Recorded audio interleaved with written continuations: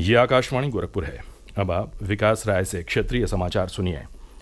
वर्ष 2022 में संपन्न 19वें एशियाई खेल और चतुर्थ पैरा एशियाई खेल एवं वर्ष 2023 में संपन्न 37वें राष्ट्रीय खेल के प्रतिभागी और पदक अर्जित करने वाले खिलाड़ियों को लखनऊ के इंदिरा गांधी प्रतिष्ठान में आज सम्मानित किया गया। केंद्रीय खेल एवं युवा मामलों के मंत्री अनुराग सिंह ठाकुर ने ऐसे 189 उत्कृष्ट खिलाड़ियों के बीच 62 करोड़ रुपए के पुरस्कार राशि का वितरण किया। उन्होंने कहा कि उत्तर प्रदेश सरकार खेलों से जुड़ी बुनियादी सुविधाओं पर ध्यान दे रही है। राज्यों के बीच हो रही प्रतिस्पर्धा में उत्तर प्रदेश भी आगे निकल रहा है। केंद्र सरकार के प्रयासों का जिक्र करते हुए श्री ठाकुर ने कहा कि प्रधानमंत्री नरेंद्र मोदी ने खेलो इंडिया के तहत 2,800 करोड़ रुपए पहले 4 वर्षों में ही दे दिए। खिलाड़ियों को प्रोत्साहन मिल रहा है तो वे भी मेडल लाने के नए रिकॉर्ड बना रहे हैं। इस मौके पर प्रदेश के मुख्यमंत्री योगी आदित्यनाथ ने पदक विजेता खिलाड़ियों को पुलिस उपाधीक्षक, जिला युवा कल्याण अधिकारी और यात्री व माल कर अधिकारी के रूप में नियुक्ति पत्र वितरित किया। मुख्यमंत्री ने कहा कि प्रदेश की आबादी देश की 16% है, लेकिन एशियाई खेलों में मिले पदकों में प्रदेश का हिस्सा 25% है। उप मुख्यमंत्री केशव प्रसाद मौर्य और ब्रजेश पाठक के साथ प्रदेश के खेल मंत्री गिरीश चंद्र यादव व वित्त मंत्री सुरेश खन्ना भी कार्यक्रम में शामिल हुए। मुख्यमंत्री योगी आदित्यनाथ ने बदायूं जिले के सैजनी गांव में आज हिंदुस्तान पेट्रोलियम कॉरपोरेशन लिमिटेड के 133 करोड़ रुपए के प्लांट का उद्घाटन किया। 50 एकड़ में बने इस प्लांट से 100 टन पराली के जरिए 14.25 टन बीसीजी और 65 टन जैविक खाद बनाई जा सकेगी। मुख्यमंत्री ने इस मौके पर 8 बायोगैस संयंत्र का शिलान्यास भी किया। उन्होंने करीब 42,429 लाख रुपए की 44 विकास परियोजनाओं का लोकार्पण और शिलान्यास भी किया। उन्होंने जिन 8 बायोगैस संयंत्र का शिलान्यास किया वे सीतापुर, जौनपुर, बरेली, कन्नौज, कानपुर देहात, अमेठी, बहराइच और फतेहपुर में स्थापित किए जाएंगे।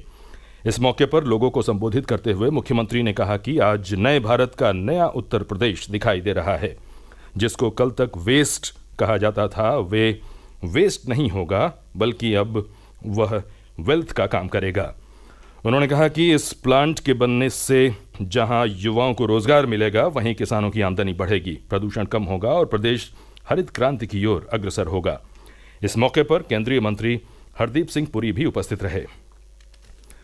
प्रधानमंत्री नरेंद्र मोदी आकाशवाणी पर कल सुबह 11 बजे मन की बात कार्यक्रम के जरिए देश विदेश के लोगों के साथ अपने विचार साझा करेंगे।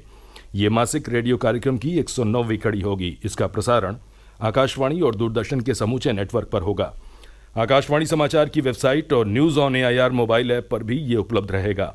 आकाशवाणी हिंदी प्रसारण के तुरंत बाद इस कार्यक्रम का क्षेत्रीय भाषाओं में भी प्रसारण करेगा। ये कार्यक्रम आकाशवाणी समाचार, दूरदर्शन समाचार, प्रधानमंत्री कार्यालय और सूचना एवं प्रसारण मंत्रालय के YouTube चैनलों पर भी सीधे प्रसारित किया जाएगा।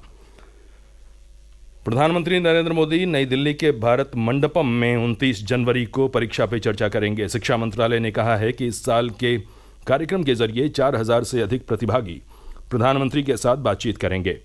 आकाशवाणी समाचार से बात करते हुए केंद्रीय माध्यमिक शिक्षा बोर्ड के सचिव हिमांशु गुप्ता ने बताया कि इस कार्यक्रम का सजीव प्रसारण सभी प्रमुख न्यूज चैनल पर होगा। परीक्षा पे चर्चा युवाओं के तनाव मुक्त माहौल बनाने के प्रधानमंत्री नरेंद्र मोदी के नेतृत्व में बड़े आंदोलन एग्जाम वॉरियर्स का हिस्सा है।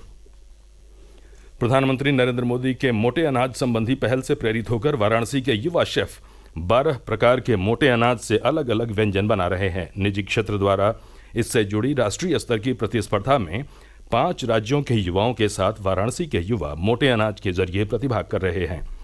ये युवा शेफ मोटे अनाज से बने फ्राइड राइस, लड्डू और तीसी की चटनी के जरिए स्वास्थ्य और पोषण का भी संदेश दे रहे हैं। कार्यक्रम के आयोजक प्रवीण श्रीवास्तव ने बताया कि फाइनल प्रतिस्पर्धा जालंधर में होगी।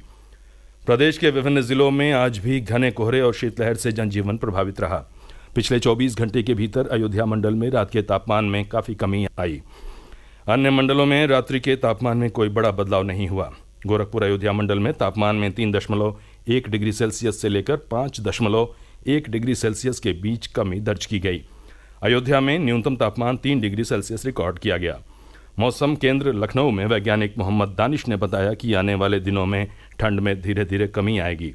हालांकि सुबह और शाम कोहरे के साथ हल्की शीतलहर का असर बना रहेगा। आज भी प्रदेश के कुछ जिलों में हल्की धूप निकली, लेकिन शीतलहर से कोई खास राहत नहीं मिली। समाचार समाप्त हुए। नमस्कार।